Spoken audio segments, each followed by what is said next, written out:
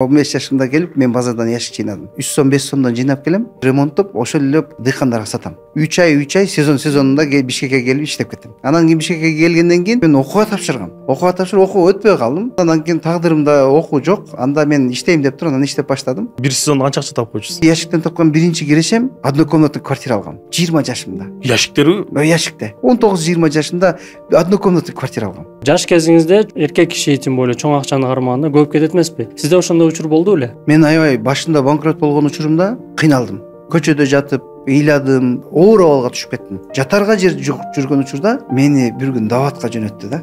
Ал жак арзан экен негизи, көчөдө жаткандан көрө.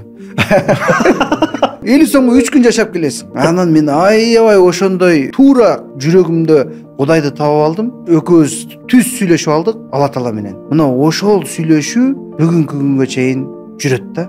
Ошол сүйлөшүүңүз эсиңизде барбы? Ош базардын башында отуруп алып жаттап атам да ошол дуанычы. Кагаз кармап. Кагаз кармап жаттап атам да. Аллахумма антал гани дейт экен да. Аллахым сен байсың дейт. Ванал фахрена фаманиядул фахрена илал гани я раб. Мен аябай кедеймин дейт да. Сен кедейлерге сен жардам бересиң го дейт да. Сенин казынаң кең го дейт да. Сен мага жардам берчи деп. Мен ушуну кайра айта берем. Маанисин деле түшүнбөйм. Кайра айта берем. Ошону айтсам эле содам жүрөт. Ошону айтсам эле содам жүрөт. Мына ошондой нерселер мындай бир калыптап койт экен да.